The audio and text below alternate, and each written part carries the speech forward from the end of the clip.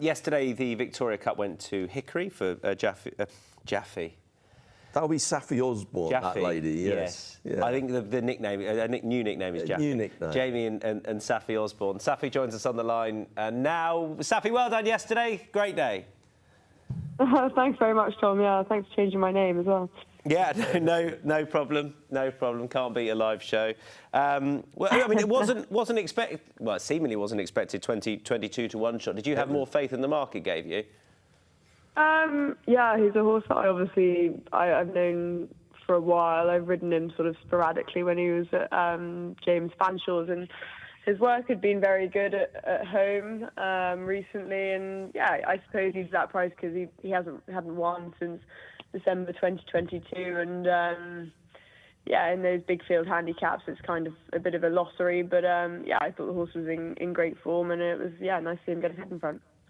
Now, this was the sort of the perfect excuse, if you like, to get you on to talk about next week, because this is hugely exciting, and the fact that you're off to the Preakness with Heart of Honour for your dad, a horse who has been so fantastic for the yard, for the family. I mean, how are you personally feeling about this opportunity? I'm really excited. Obviously, I've never ridden in America. All I can do is do as much homework as possible. Michael Hills has put me in touch with Steve Coulson, and I think he won the Preakness on his first ride in the race. So, yeah, he's definitely the right man to be speaking to. It's unbelievably exciting. Obviously, he'll have to take another step forward from Dubai, but his work with home recently would suggest that he probably has done so, and yeah, just really excited to get out there. We're just watching back the closing stages of Dubai and admired Daytona over the far side, and your horse, who was in front just before and after the line. I mean, how do you reflect on that now with sort of water under the bridge? Yeah, it doesn't get much easier to watch.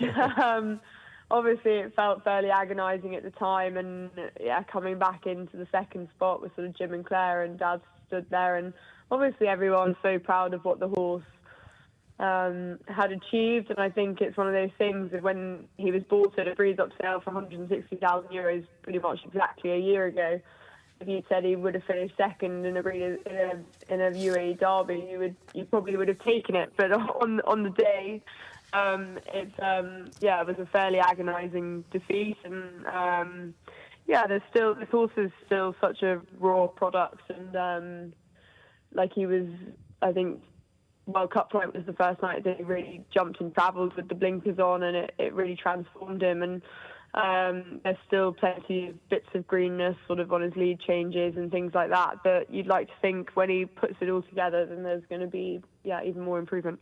It looked a massive step forward, just the way he went through the race, transitioned through the stages of the race, and the headgear helped a huge amount. I take it the plan is to run in the headgear again? Yeah, he'll run in the headgear again, and Jimmy and Dad and everyone did a huge amount of work in his preparation before the UAE Derby for lots of work in the stalls, because he can just get quite sort of upset in there, and then as a result doesn't jump that fast. But I think if you watch the replay, he was pretty much the first one out the gates and Meydan that night. So yeah, hopefully he can be just as fast out next Saturday. Well, there's going to be a huge following watching you next week, Saffie. So very best to luck. But listen, we'll hopefully speak to you this time next week, and you'll be celebrating. Fingers crossed. Yeah, that would be lovely. Perfect. Whoever's in won't call you Jaffie. Thanks, Saffie. Thanks, Tom. Cheers. Thanks.